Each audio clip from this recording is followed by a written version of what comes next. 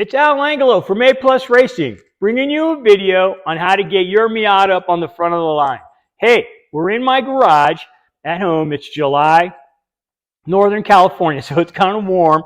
We also harvested some honey out of our beehives a couple of days ago, so you're going to see bees flying around here. They want their honey back.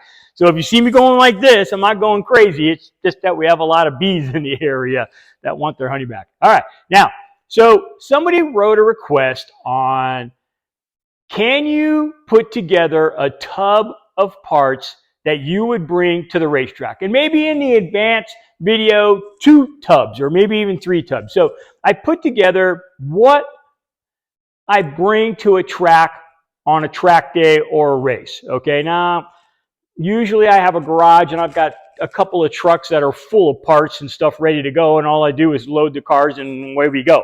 But I've assembled a tub here that might help you on what to take to the track. Even if it's a track day or autocross or something like that, this would be a good idea of things to have that commonly go bad, all right? And so somebody requested this, so that's why I put this tub together. All right, so let's take a look, see what I got. All right, so first off, I'm just gonna cover some basic fluids that I bring. So obviously, I bring some motor oil. Okay, so I always bring some oil. We check the oil on the cars every single time they come off the track. Now, one thing about Miatas on the racetrack is the thing won't use any oil for like most of the day. And all of a sudden you go to check it and the thing's down a quart. So check it every time you go out onto the track. Pick out some good oil, and you should already know what type of oil you're using. But if you look on the back of the oil, it should have an SAE certificate on there. And if it says SAE, this one says SN+.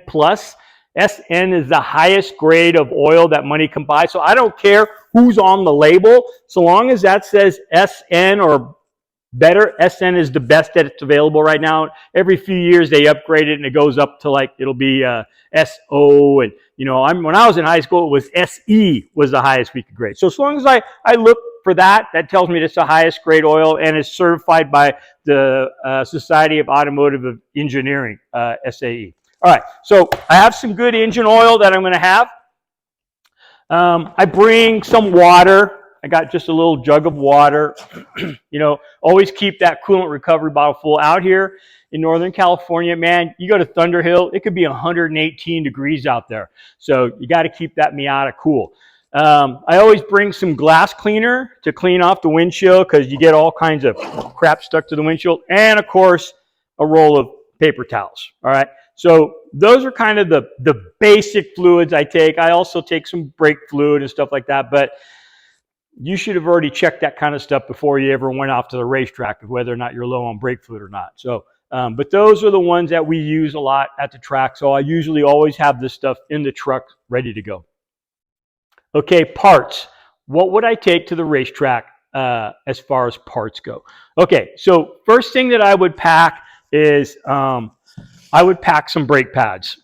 Okay, so the brake pads that you normally use, I would always have an extra set, especially the fronts. You're going to go out of fronts 3 times faster than you are rear. So always have plenty of brake pads. I have both front and rear here.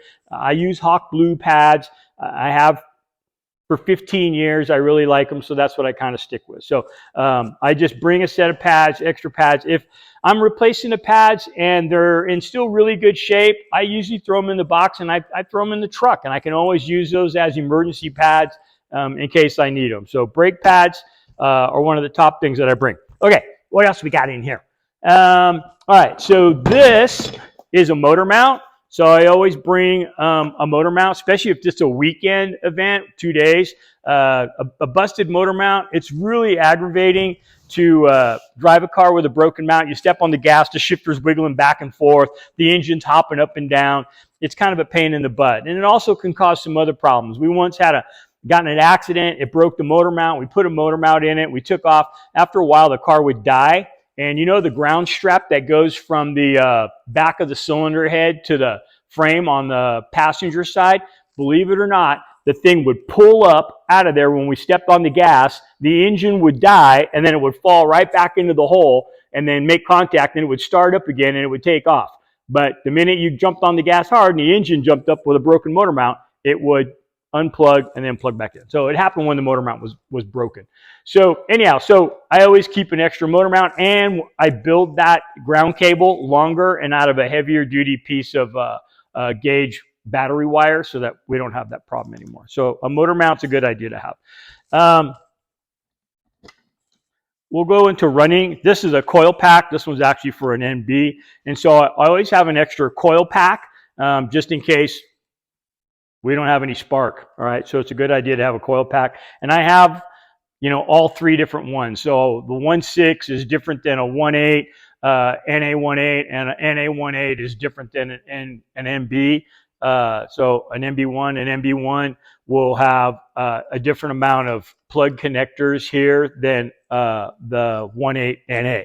So I have all of them, and I usually bring those. So staying with the electrical, a cam angle sensor. Obviously, this was for a 1.6. A 1.6 cam angle sensor is flat on top. A 1.8 is kind of a round dome. So I always have an extra cam angle sensor along. And if I've got a 1.6, then I always have a good airflow meter. Hey, man, these are getting really hard to find. So, and the reason why is because people pop this cap off and they go in there and they tinker and they screw around with stuff, and then these things don't work right. So I try to find one that has never had the silicone taken off right here, so that when I put it on the car, I know it's a good one. All right, so make sure that you have a good one, especially if you can find one that's never been molested. Man, that's the one to have there. So, you know, these three items, especially if I own a 1.6 car, is definitely going with me. I usually carry them in the trunk at all times, because if the thing starts running bad or starts dying or doing something weird or it doesn't want to start, these are the things I always start off with before I have to really start digging into it, okay? So make sure that you have those items right there. Now, if it is an MB car, then I usually have an extra cam exciter signal, crankshaft positioning sensor. Okay, so I usually always have one of these, and I don't have it in the box that I could see, but a cam angle sensor for an NB also. So I usually always have those. Matter of fact, I got them in the door of the truck. That's how often I keep them. And I got to be honest with you, I only use Mazda. There's been a time when I bought aftermarket ones and we had problems. I threw a Mazda one in there, problem gone. So from now on out, I always buy Mazda crankshaft positioning sensors and camshaft positioning sensors, and then I don't have problems anymore. So when we're renting out cars, nothing's more embarrassing than a car that doesn't run and a guy's paying money for it. Okay, so have those sensors. All right, another thing that seems to be recently coming up with a lot of issues is this little guy.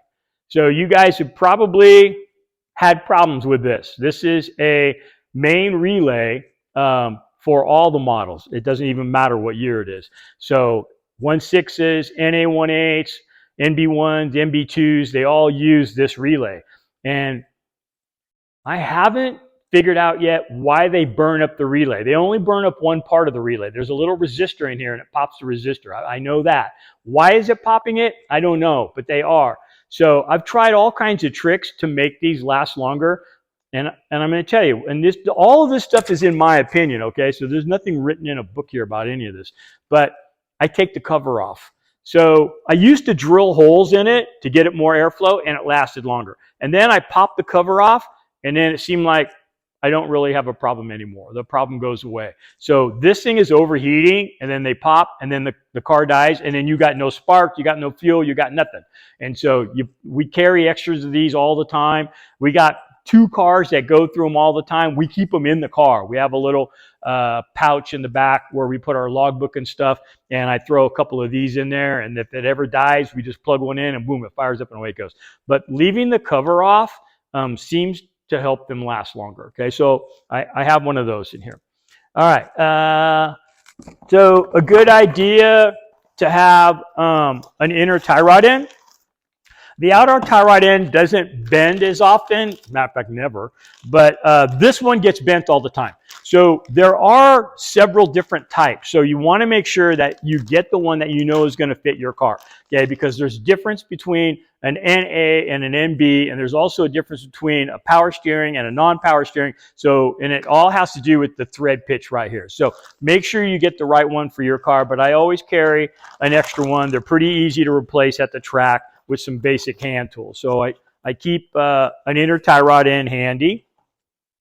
An alternator belt, especially if you got a 1.8 car, man, these things seem to fly off, squeal, burn up. You have all kinds of problems with these things. So we always keep a couple extra ones in the garage. We keep some extra ones in the truck, and we got them ready to go. So an alternator belt is another good thing to have. And with that, if you can afford it, an extra alternator. All right. So I know these MB ones are pretty pricey.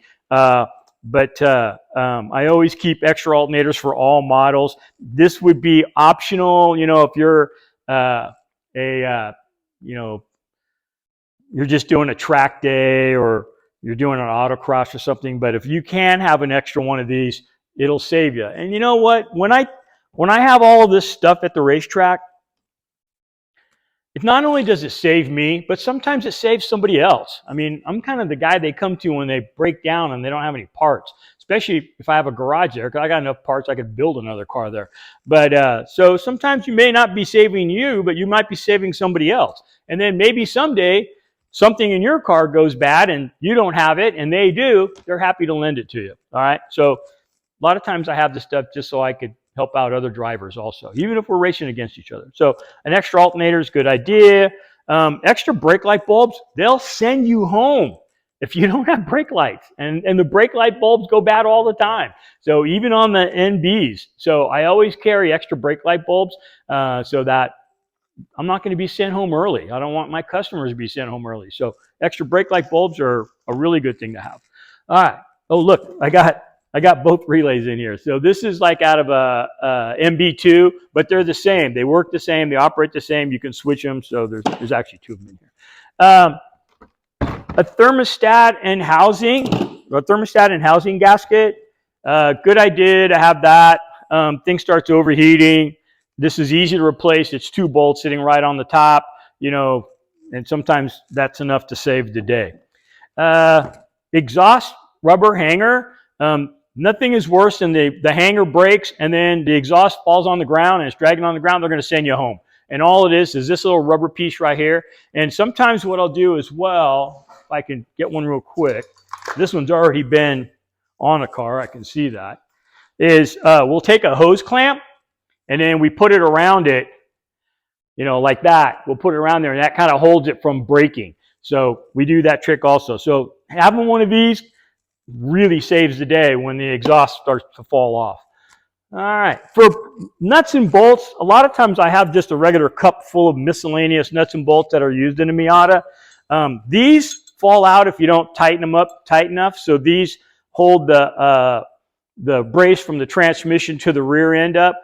There's 3 of these and there's 1 of these. And so when they fall out and they drag on the ground and it goes all the time, you know, a lot of times they get bent and they fall out. So it's nice to have a couple of extra ones. So I usually have those on hand.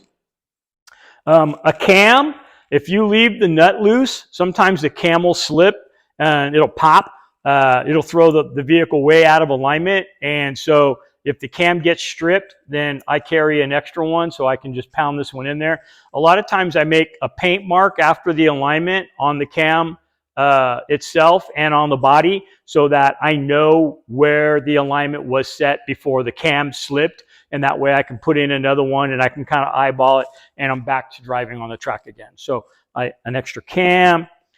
These seem to fall off all the time. I can see some of you right now are lighting up. Oh my God, I've lost 2 of those. They fall off all the time. So this is the adjuster for the alternator.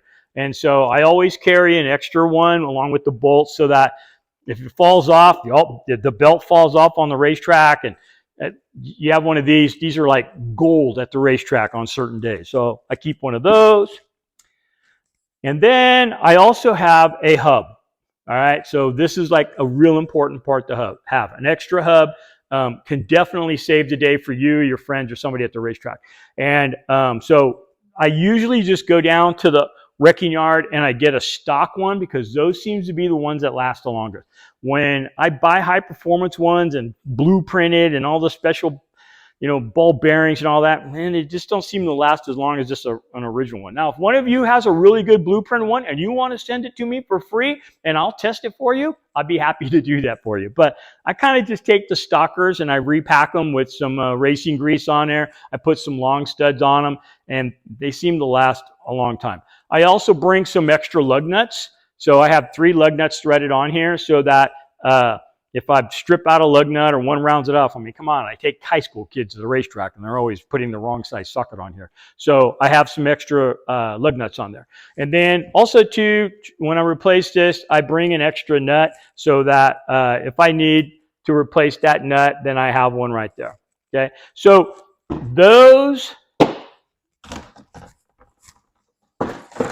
that's what I bring. All right. So I would bring that to the track. And I think with that, you've got a good start on what to bring. And then don't hesitate to chime in and add to this. If you think there's something on here that we should bring, this is the bare minimum that I would bring to the racetrack just to help me save the day for myself or somebody else. All right. I hope that you liked it. I hope this answered that subscriber's question. And speaking of subscribing, subscribe to my channel. All right. So we got a lot more to come. And I will see you at the racetrack. Bye now.